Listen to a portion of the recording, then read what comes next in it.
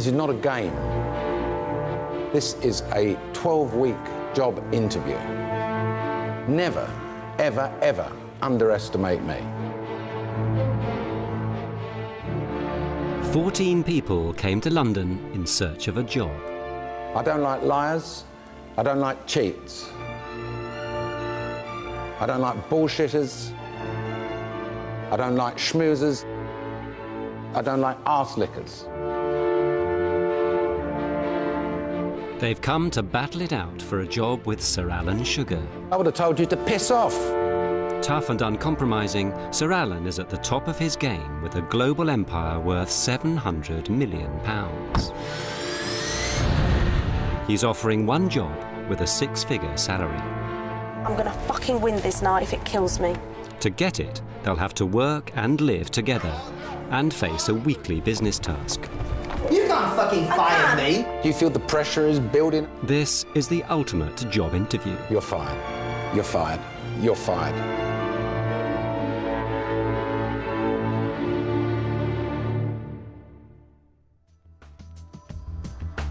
Last week on The Apprentice. Hello. Now, what can I do for you? Sir Alan was in charitable mood. I've lined up 10 celebrities. And you're going to have to use your negotiating and persuasive powers to get something good out of them that we're going to auction. James's team started badly, with Sebastian forgetting the name of the charity. What's his name? Ben's team negotiated hard from the start. I will give you a table for 4 people at London's most difficult restaurant to get in. Is that the Ivy? Namely the Ivy. Yeah. On the night, the auctions went head-to-head. That's sold, 2,600. Thank you very much. James's team were confident. Wow. But they weren't prepared for their rival's final item. 5,000! In the boardroom, the losers had to face Sir Alan. Perhaps we were a little bit naive in some of the choices that we made on some of the celebrities. You made a poor choice. Is that what you're saying? Sebastian, I mean, I got the feeling you kind of spend too much time on the sidelines. I find I learn a lot more by listening than I do by talking. There could come a time when you have to kind of come in for the kill. James chose Raj and Sebastian to join him in the firing line. To be perfectly blunt about it, you're all about as bad as each other in this task. Sebastian, you're the one that's worried me most today. It's with regret that I'm going to tell you that you're fired. Sebastian became the 7th casualty of the boardroom. Now only 7 remain to fight for the chance to become the apprentice. At the house, the candidates wait for the survivors to return. All right. As a joke, they've planned a low-key reception. I never got round it. I've never done it. Seriously underwhelmed, everybody, yeah? Underwhelmed. Yeah. God, that's really hard for me. I know, it's seriously hard for me. That sounded like the door, guys. Right, right. How's it going, Raj? Hello, gang! Yeah. He had a fucking crack at Raj. Did he? Oh, that was the most heated out of the 3. I think he is quite right in our assessments of what we're doing and how we're performing. He looks like he's just a gruff, kind of bang on table, but he's proper intelligent, you can't underestimate him. This week, Sir Alan has a plan to get the candidates out of the city. He's come up with a task which takes them back to grassroots.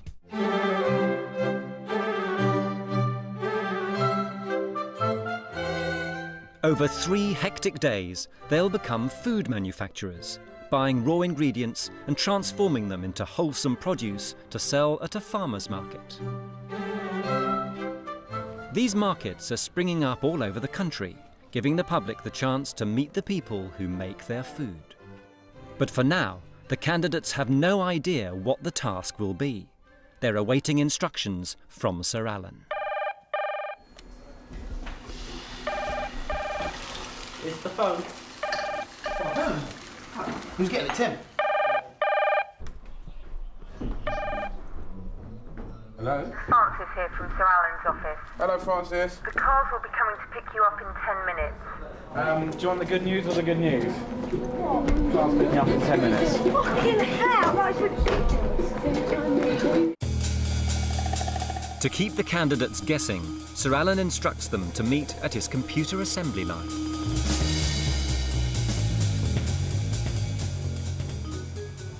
Good afternoon. Now, you see these bits and pieces here?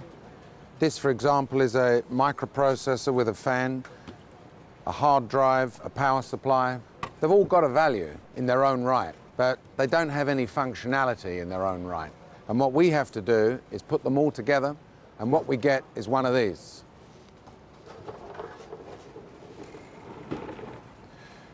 And this is a classic example of adding value and making it into a product which is then saleable so we can realize the value of these parts here. The task today is eventually you having 2 sales positions in a farmer's market. You're going to have to negotiate with the farmers for raw produce, and then you're going to have to add value to that raw produce and put it into a format so that it's saleable.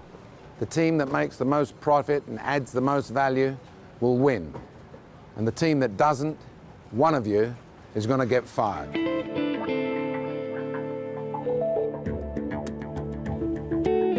The candidates are back at the house and have divided into teams. Last week's winning team, Impact, has an extra person. The first decision everyone must agree on is who the leaders will be. Okay. Do we want to get the project manager out of the way? Any burning desires? Happy as always, but... I'm happy for Ben to do it, if he is happy to do it. Because to tell you the truth, the only task we've done was the last task, and it just went absolutely spot on. I think you'd be brilliant. Yeah. Professional headhunter Ben gets hunted. He will be the boss. I'll do it, it's okay. Great. Yeah. You sure? That's fine. Last week's losing team, First Forte, don't have to decide on a leader. Raj has put himself forward. Before the task was actually given to us, I decided that I'll be project manager. And when I heard the brief, I thought, bloody hell. This is not something that I would enjoy being project manager for. And basically, autumn, to me, means soup, it means jams and chutneys. I mean, this is where we've got to start thinking very analytically. Yes. Let's think ballpoint, let's start putting figures down against this. Let me tell you, handmade jams, they go for £3–4. That's in Sainsbury's. So if you're looking at a handmade jam, you know, you could be talking that kind of money. But let's keep thinking ideas. It's got to be fairly simple and quick to prepare. Yep. It's got to be fairly easy to transport and to store. To everything you've just said, I would say soup. I think we're talking vegetables. I really think we're talking vegetables, and I think we're talking vegetables in terms of a chutney. Peppers, onions, tomatoes, apples, sugar. The question for us will be, you know, what's going to be value added? I don't know why we're skirting around the subject. This is where we've got to be aggressive. Chutney, let's do it, and let's go on with it. The decision's been made for Raj, but Ben's team has come to more of a consensus. I like the soup idea as well. Yeah. Because, you know, we're going to be able to sell soups on the day. We could probably do breads. Do cold soups, yeah. not. We could then sell packaged soups as well. In, you know, in nice attractive plastic package things. I think this is going to be a good task for us because we know what we're doing as a team. We are a man up. We beat them comprehensively last task. They are going to feel dejected, notwithstanding also that every single task that we've had up till now, the team with the most people has won. Cheerio, gang. I miss you. The teams will be based in kitchens in rural Berkshire, so they'll stay in the country for the next 2 days. Each kitchen will effectively become their factory. Ben's soup-producing team is based at a game supplier's near the village of Pangbourne. Before you go in, Tim, yeah. When I was young, me and a mate of mine had a brilliant idea that we were going to make sandwiches, go to building sites and flog them. We didn't make fuck all money. By the time we bought our bread and our filling and our this and our that... Your money was gone. It was gone. And we thought, you know, it must cost like 10p to make a sandwich and flog it for £2. It cost us like 80p to make the sandwich, not including petrol or anything. So we've got to bear in mind that these ingredients, you know, we're not going to be making tons of dosh. Exactly, we've got to... Well, that's why I said go for the frozen stuff that's cheap and just 45 pence. You don't have to put a lot of the meat in there. Yeah. As long as there's some of it. When you get soup, you don't get big pieces of meat in it. Yeah. You just get a taste of it. That's it. All right. Each team has a float of £750 to spend as they wish. I'm just very conscious that we don't want to end up with waste, because this whole thing's about profit. It's not about spending all our seed money. No. Because if we spend £500 and we only take £300, we've made a loss. Whereas if we spend £200 and still make the same £300 without wasting anything, then we've made £100 profit. Sure. I think that's huge too. No, hugely Sir Alan does not like waste. Absolutely. No. Sir Alan's observer, Nick Hewer, will follow Ben's team throughout the task. If we sell 150 pre-packed cartons at £1.95, because that's what Waitrose said. It's got to be more than that. So it's got to be more than £1.95? It's got to be more than £1.95. They can buy it from Waitrose at £1.95. This isn't Waitrose. Well, how much? Nowhere near as good as Waitrose. We don't know what the hell we're doing. But then what we're tapping into is that people are coming to a farmer's market and they're going for quality. Yeah. We're saying quality, British produce. It's got to be more than that. Raj's team arrives at their farm kitchen. They're lovely. James is busy making new friends. Oh, look, they're all staring at me now.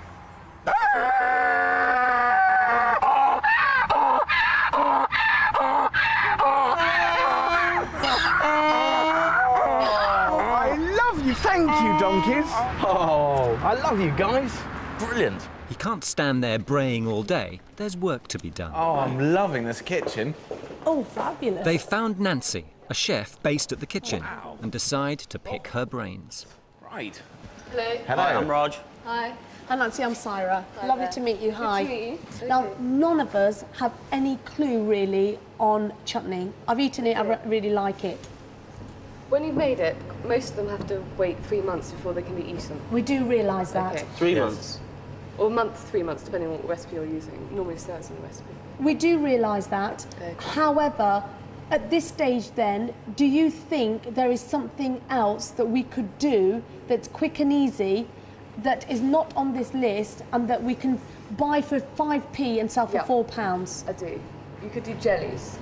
Right. You could do, we've just done elderberry jelly at here at Sheepdrift Bake Farm. We've done crabapple jelly. Right. Are these things in demand and popular? Are they sellable, basically? Yeah, definitely. Margaret Mountford, Sir Alan's other observer, is keeping track of Raj's team. They've been advised by Nancy to make a range of preserves, including onion marmalade, jelly, and a fast-maturing chutney. The other thing is we haven't asked you yet, is we are not cooks. Right. So would it be possible if we obviously ask you how much it's going to cost for you to help us do this tomorrow? Oh, right, okay. Is that all right? Yeah, that's fine. Would you be available? Yes.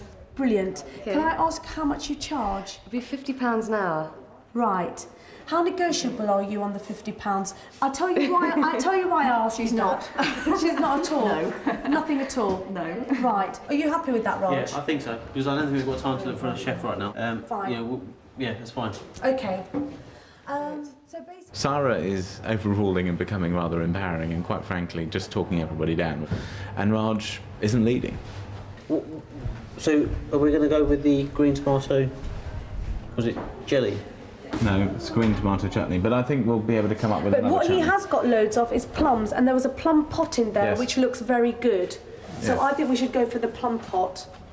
Every time I come up with an idea, I just, it just gets sort of shouted down or barged down. So that's a bit tough. 100 with lids, please, Peter, of those as well. Any idea how much? Ben's team are out buying containers for their soup.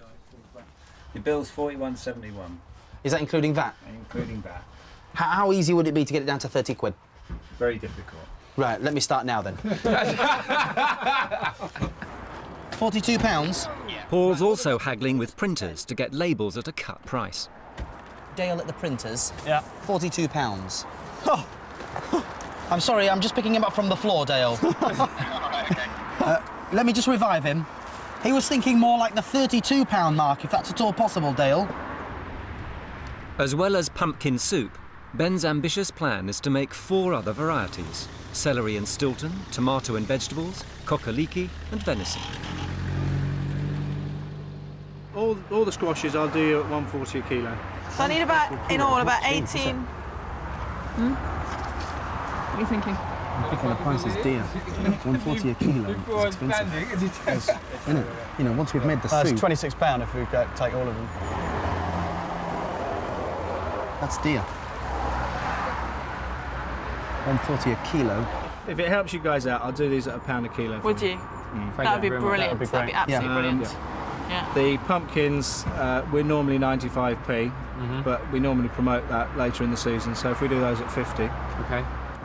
In total, they've spent £80 on vegetables. He gave us a lot of stuff, and a lot of stuff at really good prices, so I'm very chuffed about that. He would have taken the piss. He thought all this lot are going to go back in their van and drive off unless I drop the price, and he did. And he did, so we're grateful for that. Yep. Next on the shopping list is cheese.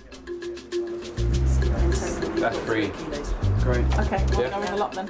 £63. Top quality cheese doesn't come cheap. Last on the shopping list is meat. Ben phones through his order. We want 8 kilograms of venison meat. 8 kilo, yeah. Of venison meat and 16 kilo of bones and carcass, really. He arranges for £60 worth of meat to be delivered directly to the kitchen. I don't know if that's a good price or not. At the moment, it's looking like cost prices per pound of serving. I'm going to cut the chicken down to 18 chicken. Yeah, chicken stock's enough to give it the flavour of chicken. Just a little piece. That takes down to 27. We're not doing a la carte. I've said from day one. £27.90 instead of. Yeah. Yeah, this does not have to be. Yeah, but at the same time, we're following recipes. I mean, recipes are there for a reason. It's off to Bristol time. We're going to Unit 1. Raj sends James off to buy jars. The Bristol Bottle Company. On the way, he's got time to do some simple maths. We've got to pay £50 an hour for our cook, which is a huge, huge, huge sum of money. The chance of us making back even the seed fund, I don't understand our strategy. James calls Raj. He wants to know how much they're shelling out on ingredients and labour costs. I think you're panicking a bit. OK. I said last night that I was extremely concerned that we were not going to make a profit. So I'm not, you know, as a project manager, I'm not really bothered if I've got to take the can for it. I'll put my hands up and take the can for it. I'm just trying to get a bit of respect, you know what I mean? Like, I don't want to fucking be a complete failure in that respect. I mean, I'm getting quite close to this place. If you want to pull it, that's fine, but I've got to tell these people.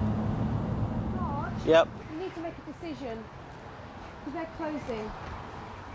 Get the onions, just get the products. So do you want me to buy these things?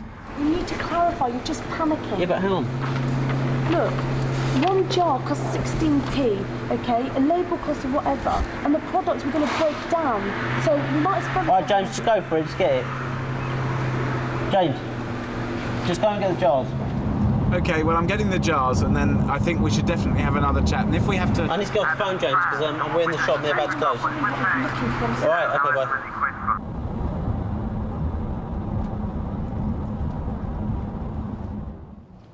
What we need is 4 kilos... Raj and Syra plough on, keeping a close eye on what they spend. You need to write these prices down, Raj, and get on top of the prices, because otherwise... I think that's it then. If we can negotiate a price, just because we are just absolutely buggered otherwise. That comes to £14.07. With costs mounting, that £50 an hour chef is worrying Syra. So much. You're an absolute star. Can I also ask you, do you make chutneys? No. Do you know anybody that does and can help us to make it tomorrow? I honestly don't. Oh. OK, that's fine. I thought I'd ask. James is on his way back from Bristol with 180 glass jars.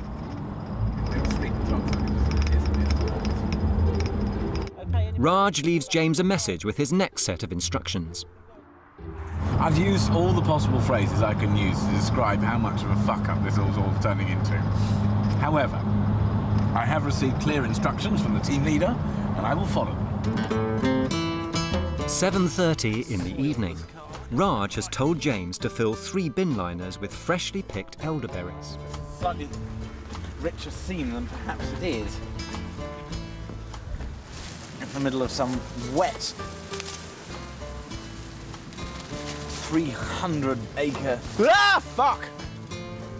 Oh, there's a huge animal there.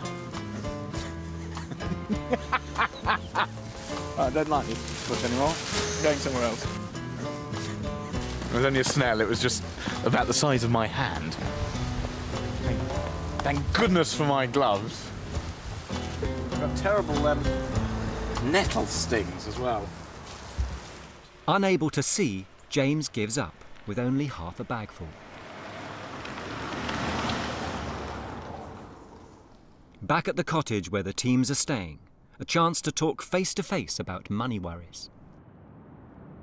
I never had a problem with the cost of the product itself. What I had a problem was nobody had taken into consideration the fact that we were about to hire this woman for however many quid an hour. It looks like, bearing in mind the labour cost and all the rest of it, we are going to spend near £750. And the labour cost is still a major issue for us. It is, but we can address that tomorrow. Exactly. I said to you, Rog, I said, Rog, we need to start looking at the figures here because it looks like it's going to be really expensive. And you were the one that said, I don't want to. I don't need to look at it. Leave it to me. Leave it to me. You did. That's right. But the thing is, it was quite easy to work out then. I tell you why I said leave it to me, because we were fucking pushing for time. And if you look at it, we were late. We need to go in there and we need to have a crack at them like you had a crack at various others. If we can do something about it, then we need to... We've got to do something about it, because otherwise, like you say, it's 50 quid an hour. At least we're all... Tomorrow, the only thing we've got to do is just make sure that we get this cook free of charge. And there's none of this, we'll give you £10 an hour. It's fuck it, we've got to go for zero. 6:30 a.m, the day before the farmers' market. Raj's team is already out, picking the essential elderberries for the apple and elderberry jelly. Hell of a lot better than trying to pick them in the dark when it's raining and you're on your own, and it was miserable.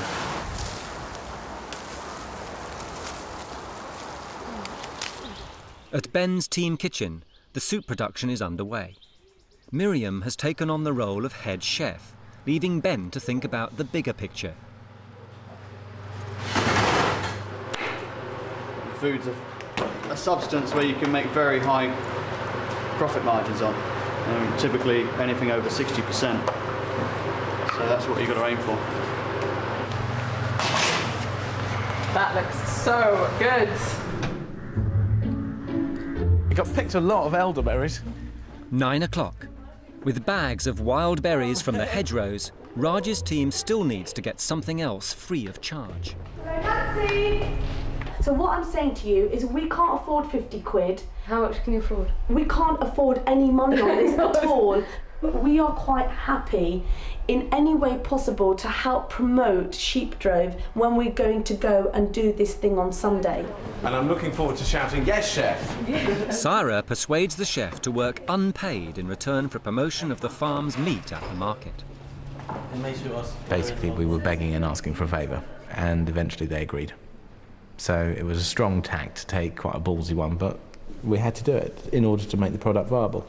We are not prepared to give money away for nothing. If there is something here that we can get for free, we were quite happy to do that, and that was our approach. So all you want to do is cut the apples into quarters, roll up and shove them in there. Take the core off? No. Okay. You want to keep everything. So as the apples cook down, we can put more in. Oh, okay. The problem is our saucepans aren't big enough for the amount you've picked. And this recipe is... Who originated this recipe? This is from a farmhouse cookbook written by the British Tourist Board in 1950 something. Oh, okay. So, God, these it's out of print now, sadly. Rumble. Loads. That's a lot of hedges. Oh! At the soup kitchen, Ben's tomatoes and vegetables are roasted and ready to be pulped into soup. Oh, roasted peppers.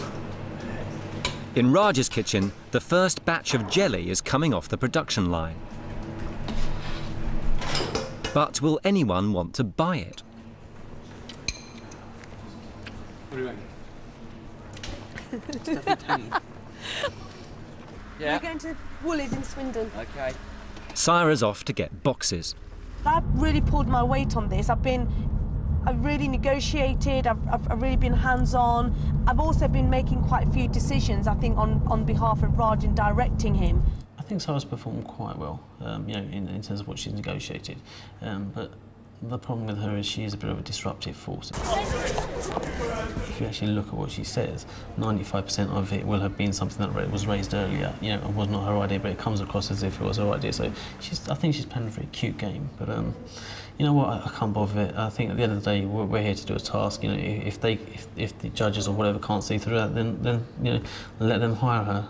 I've been a bit stressed, I've raised my voice, I've given my opinion straight. I don't think they like that all the time. I know James doesn't, but I do feel, and I will say this, I feel sometimes he's a dithering old fool.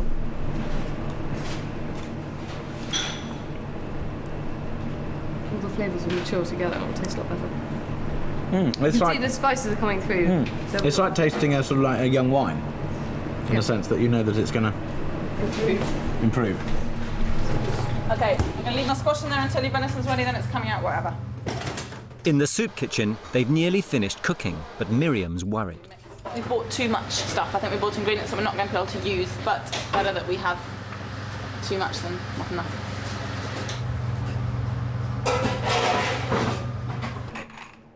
The preserves are finished, but for James there's more donkey work. They've decided to dress their stall with hay. People do this for a living.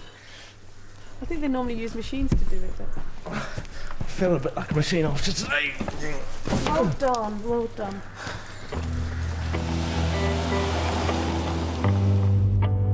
Don't know about you guys, but I'm very happy with how we did. I'm very happy. You happy, Mr. Raj? Yeah, just got tomorrow to think about.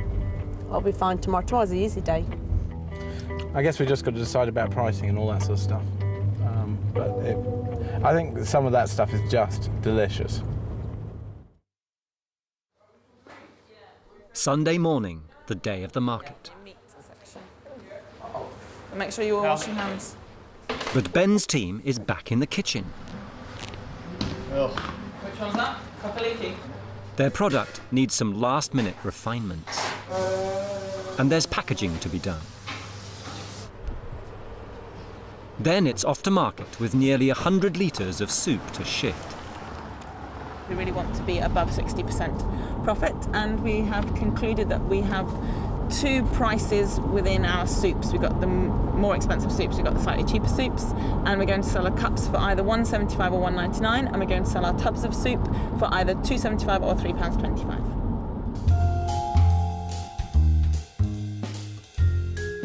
Now it's a 2-hour drive to North London to sell the finished products. The countryside has come to town. Alexandra Palace is being transformed into a rural market. The regular stallholders are almost set up. Both teams arrive late, just minutes before the market opens. Raj and his team concentrate on getting their presentation just right. Brilliant!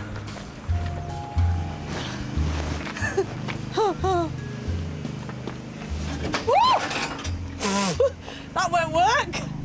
We do need... Their late start doesn't impress the market manager. Okay. Arriving late does make it very, very difficult for them. We couldn't allow the vehicles on site, so we had to get them to unload their vans manually and carry it all down. Tim, whatever I put here on this edge is ready to go onto the stall. This could turn into a complete disaster. This hay bale is disintegrating as we speak. Just give me those jars and I'll do this. Oh dear. I think that's right. We just probably need a few more bits here. We've got all the varieties out. Apple chutney, onion marmalade, What do we need spiced more apple. of? We need some elderberry. 10 a.m. The trendy residents of North London arrive in search of the rural idyll.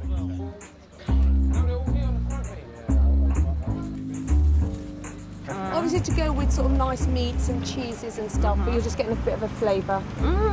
Yeah? You like that? Oh, yeah. It's good So stuff. good. Yeah, that's pretty good. You like it? Would you like to buy some? I will buy one voucher. You would? Yeah. Which one? The apple one. The apple one, no problem.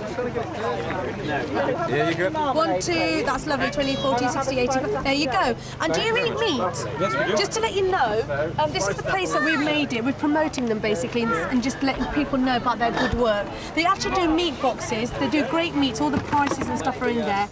With a small but expensive cheese mountain on her hands, Miriam wants to dump some of it in the hot soups.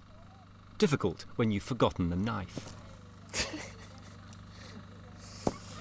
Can we tempt you with some of our wonderful apple chutney or spiced apple jelly, elderberry jelly? On the way back. Brilliant. For a day. Beautiful product, fresh ingredients, all English products. That's delicious. £4 for that and £3 for that. Yeah, it's quite tangy. All right, then. Do you like chutney? You like that? That's good.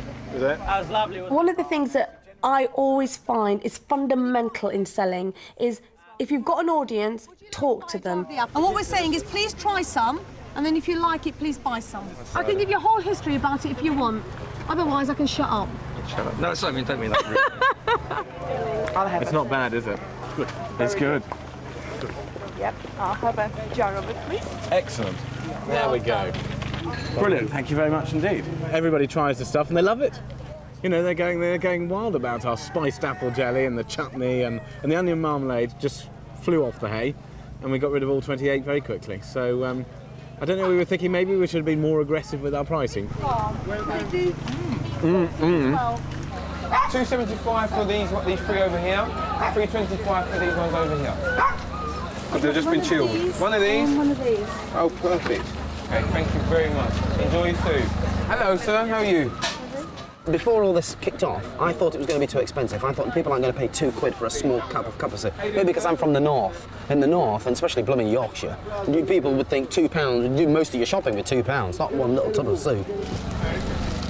$2.75 please, thank you. Our store's going surprisingly well. It would have been really easy to make something fairly mediocre, but just to sell. And actually people have been so complimentary about the soup that kind of adds a huge amount to the whole task.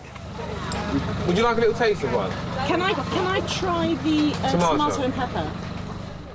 Not everyone wants soup for lunch. Very nice. Try the tomato. I don't even want to try it. I'll tell you what. I'm going to try it. Thank you. You can have a pumpkin you take away with you instead. That's nice. That's very nice. Hello, sir. Are you in a hurry? Yep. Would you like to buy some chutneys? Syra has spotted a captive market, the other stallholders, and they won't escape. Some to this gentleman here. Would you like to buy some apple chutney? Go on, I'll have a jar of apple chutney. All right, How darling. much do you want? It's £3, love. Oh, here's a lady that would like to buy some. Hello, my darling. Thank you, darling. Bye-bye. Bye-bye. We've been selling some homemade chutney and jelly because you're doing meat. We'd like you to buy one off us. We're selling them for £3. Go on then. A lady came and sold me the spiced apple jelly, and I picked it up. It isn't actually set, but there is a spider floating in it quite clearly. So she's off to find Syra, who's in mid-flow with another customer. Lovely with sausage and cheese and stuff like that. Quite sweet, and that's quite tangy. Hello. I have a complaint. Do you? I do. What is it? I have a spider in mine. Oh, no!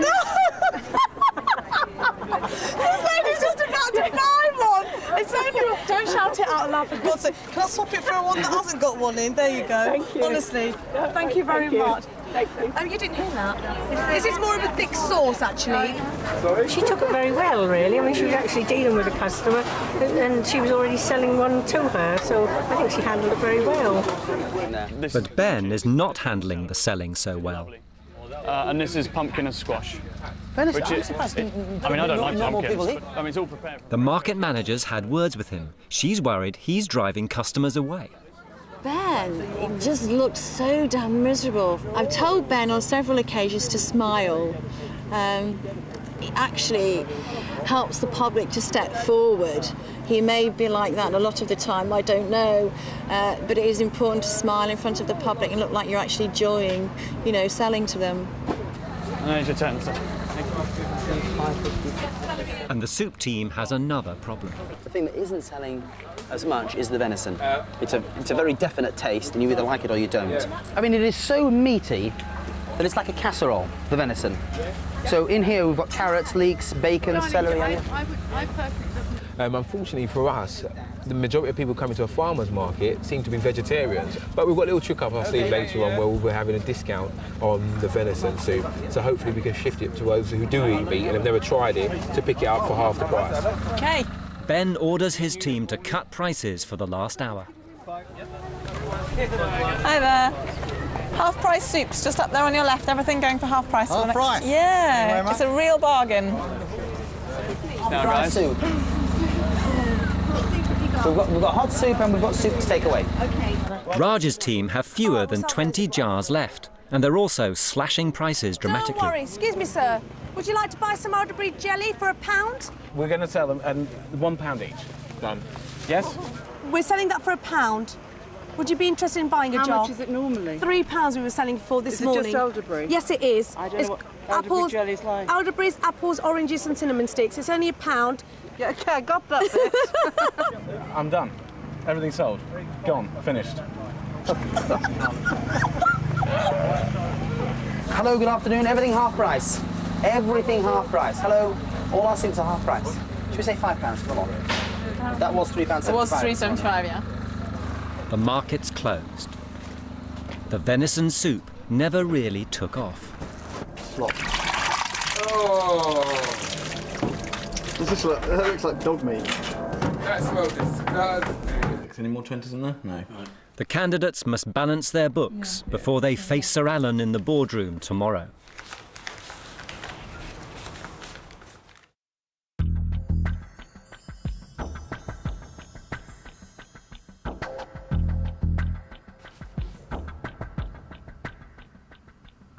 Everyone's desperate to find out who's cleared the biggest profit.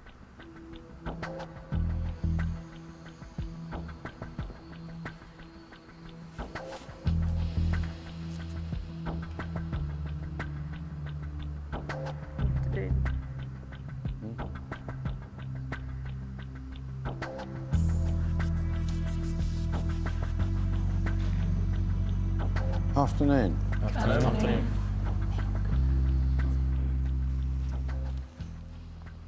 You think you've done well then, Raj, your lot? I think we were a bit... team leader? Do you we think were a bit tense on Friday, but I think we pulled it together. Why was you tense on Friday? We went out to make chutney. We realised we couldn't make it and sell it, you know, as quickly. Good project manager? Yes, he was actually. Very good. Yeah. How was your project manager? Good also? Good. Yeah, led the team well? Yes. Yep. Well, let's get down to the real brass tacks then, is who made the most profit. Margaret, first forte? £364.35. Impact? Less, 149.69. Right. Got your ass kicked there, didn't you?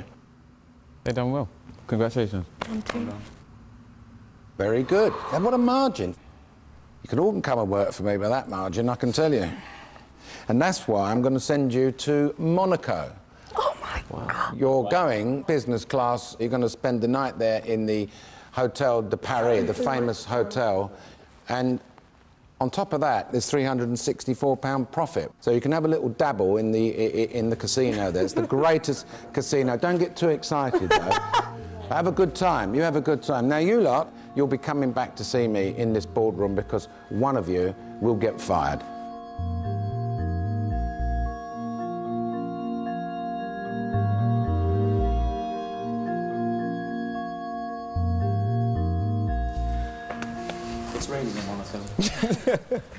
While the winners pack for Monaco, the losers slip into a cafe to contemplate defeat. I think they've done a good job. It's just that they did slightly better with a less prestigious product. They kept it very, very simple, didn't they? Yeah.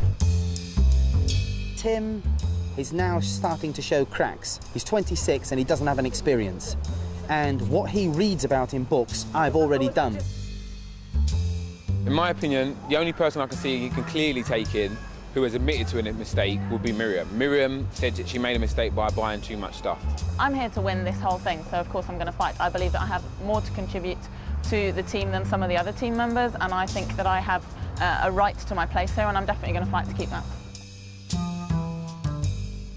But everyone's been in the boardroom at least once. They know what to expect, they know how to defend themselves, and you just do your best.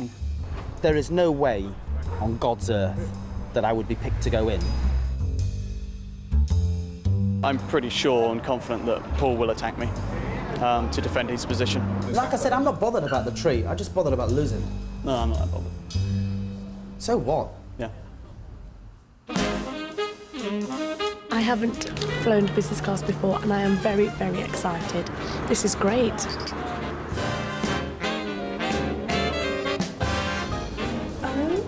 Oh my God! Oh, that's embarrassing. Oh my God! That's enormous. It's better than where I live at home. My God. That's enormous. That's fantastic. That'll be my Christmas present for someone. God! Oh my God. Oh my God! Hey, fucking hell, Oh, look at this. That is fantastic. Do you know what? This makes me want to so win the very next task. We are so winning. They're going to get better and better and better.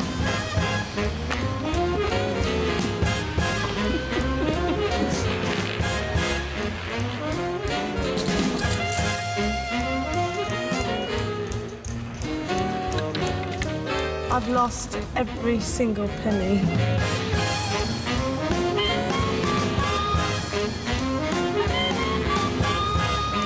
Now this is... See, this is quite sexy.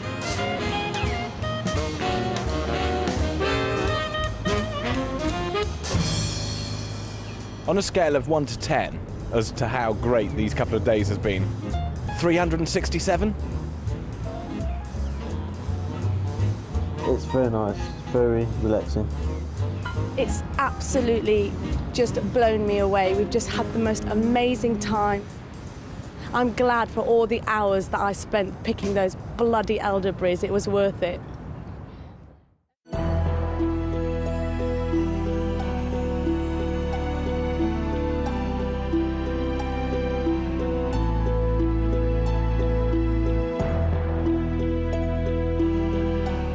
The losing team is called back for a grilling.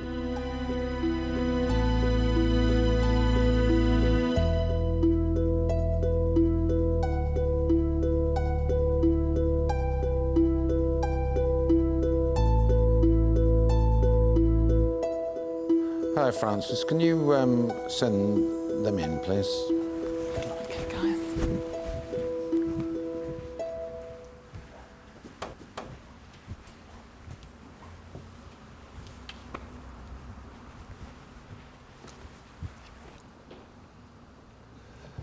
So, why did the team lose, do you think?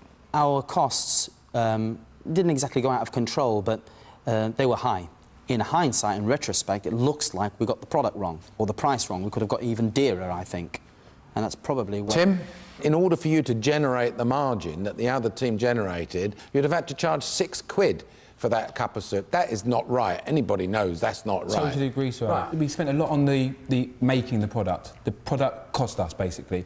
It was a quality product, but we put too much money in there. You know, at the end of the day, you spent £274 on ingredients, and your total sales price was £546. The other team spent £78.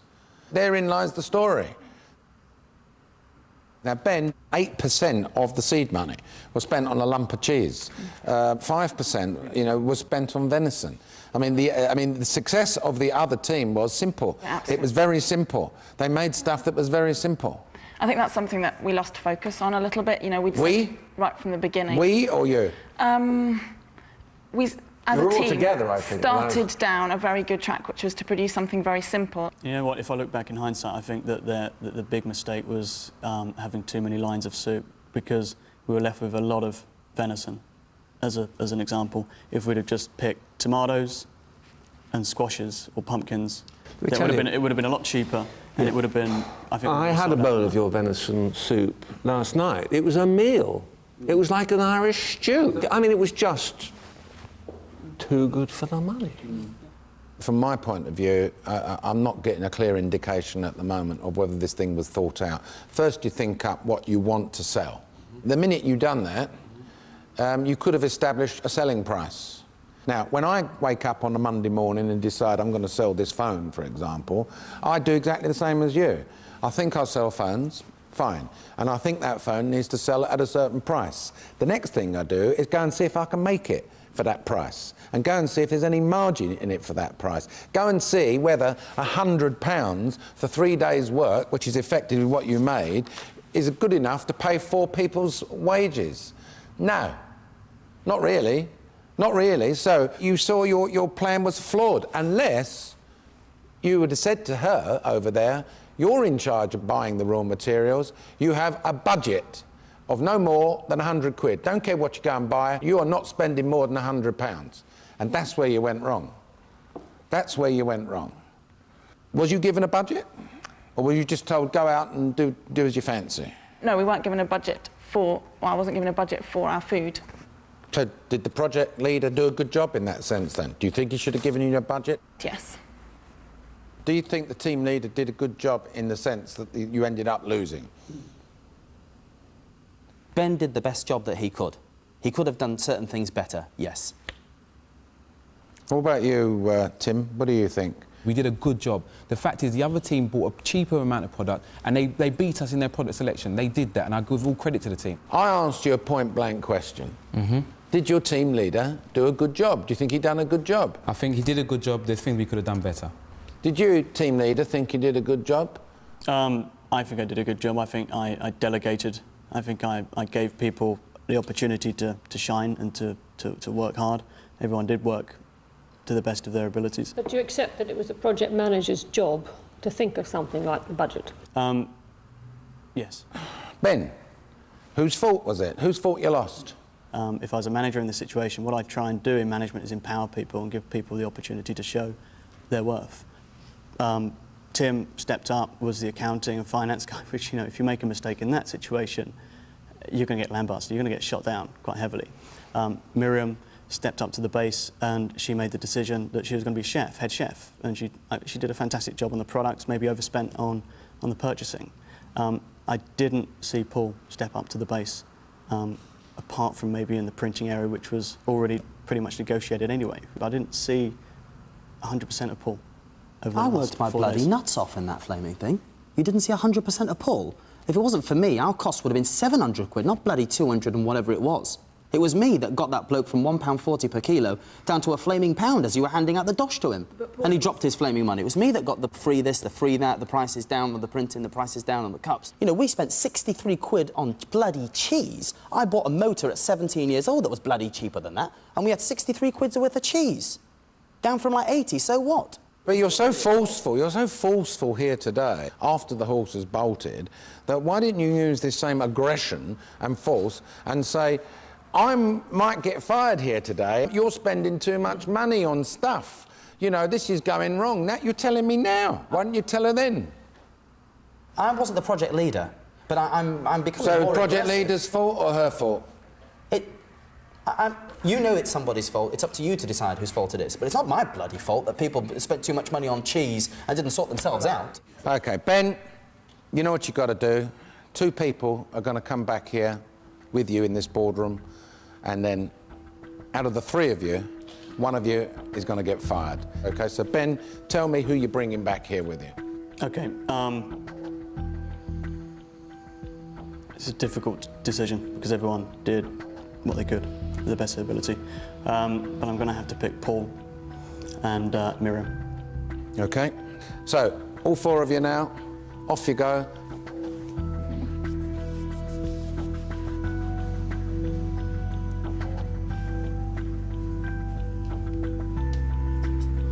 Well, I think Miriam has to take some responsibility for that as well, because she, you know, she must have known she couldn't spend £650.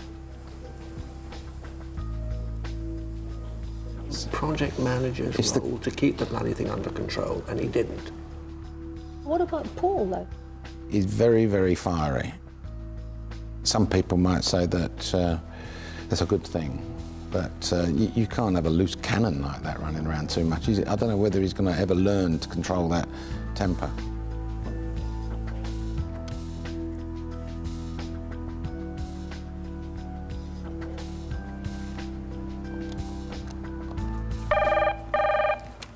Yes, Alan. Yeah, Francis, send the three of them in, please. He's ready for you now.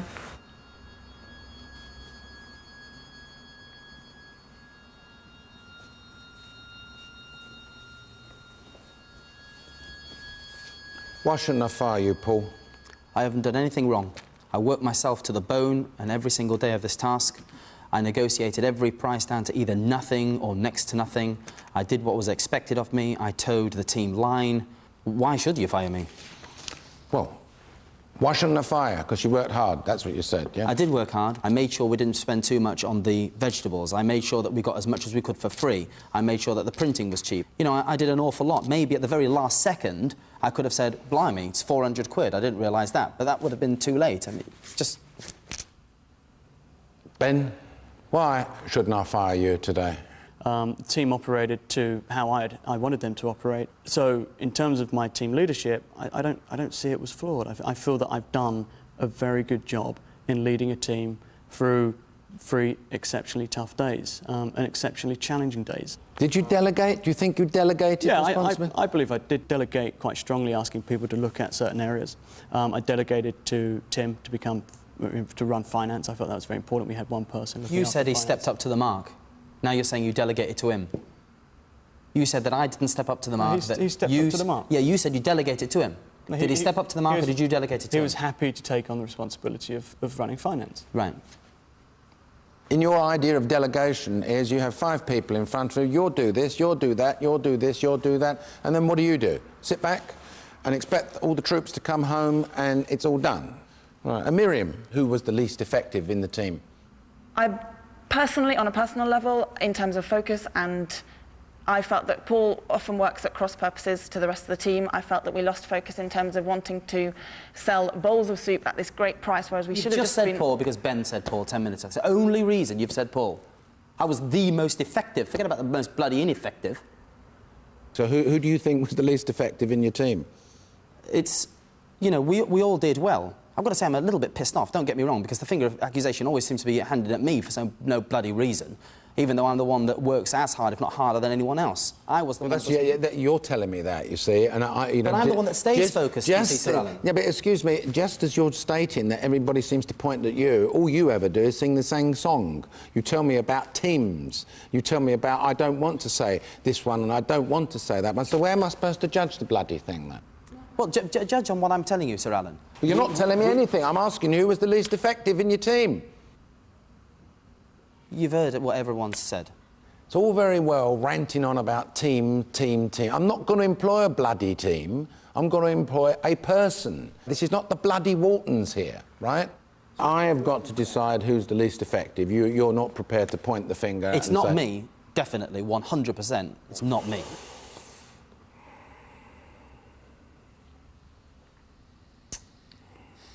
Ben, who was the least effective in your team? Paul. And Miriam? I have to agree simply in terms of I did struggle during the day with Paul in some issues. Was it me that spent 70 quid on bloody cheese? Do you think Miriam should get fired then? You can say it if you want to. No, I'm not going to say it. You've got experience in catering. I don't actually, Paul. You said you did have before all this started. No, I didn't. What are you saying, Paul? What are you saying? You've heard what I've said, Sir Alan. So in your nice kind of way, you're saying that Miriam really is responsible, not you? Definitely not me. Definitely not you. But a person deserves to be fired when they've done something wrong. I've done nothing wrong. Well, 2 people here today definitely have done something wrong, as far as I'm concerned. One, as a leader, should have worked out what one needed to spend on budget and could have won the day by giving his staff a budget and say, I don't care what you do, but sorry, That's all you've got to spend. Clear off and get on with it. And don't argue. But that didn't happen. And Miriam, I really can't forgive the fact that you seemed to go out spending. In my mind, I don't think you had the plot there. I have a vision of someone would have brought out a few pheasants or something like that, you would have bought them also. Can I say just one thing, that it wasn't my decision which soups we made, and I was responsible for buying the vegetables. I wasn't responsible for the venison, and I was with all the others when we went to buy the cheese. I'm getting confused here. Who bought it Paul then? and Tim bought the venison. We never bought the bloody venison. We were out of the bloody printers. I thought you bought the meat. Forget about the what day you before. thought. Bought the bloody meat. Did you buy all the stuff or didn't you buy No, all I didn't buy the meat, no. I don't like people trying to pull the wool over my eyes and talk their way out of things, you know. I don't buy it. You got too much of a fiery temper over there, and you need to contain it sometimes, and... If I've cocked up, Sir Alan, I've got broad shoulders, but if I haven't, I don't expect to be picked on. Well, the others are picking on you all the time. You know, there's got to be a message there somewhere. Ben, the fatal error, in my opinion, that you made was that you didn't control the costs. I think you lost the plot. I think you sat back. I think you sent them off and just didn't get on with it. Generally, all round, you know, what with your miserable looks on your face, I still think, you know, you're perhaps sending me a message, a suicide message. You know, you say in your CV, in my career, I win all the time. Well, I'll tell you, this time you haven't won, because this time you're fired.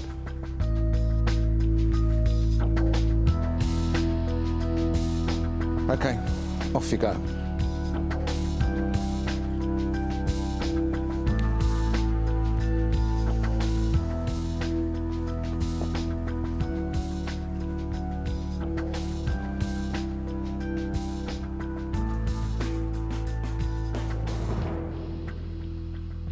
He looked the part. He looks the part.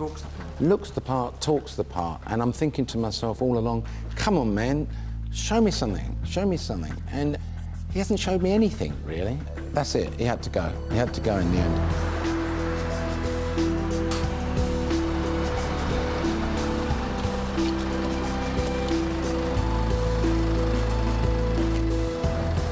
It's almost as if, you know, by nominating me to start with, Paul had a strategy to get rid of me. And, you know, if that was the case, then he's done well, it worked. The only point that they picked up on is that I hadn't managed the budget as successfully as I should have done. And maybe, you know, in my line of business, my margins are so high that I don't have to concentrate too much on budget. I've learned that I don't like retail, and I don't like pumpkin soup. One job, now just 6 candidates. Sir Alan's search for his apprentice continues. Next week, Sir Alan invites the apprentices to his favourite football club. Tottenham? No, we couldn't be going Tottenham. This is a businessman's dream. They're tasked to promote a mobile phone service providing team news to fans. What can we do to make 36,000 people text one number? It's just, you know, it's just too much. Why don't we get the linesman to write the number in the middle of the flaming pitch? This is war. Right, fuck the poster. They are the enemy. But you're destroying our property. You cannot destroy it. Why not? Because that's wrong. I'm really sorry that I'm very, very loud, but I was born with this gob and I've got to use it. There's only room in the organisation for one big mouth, me.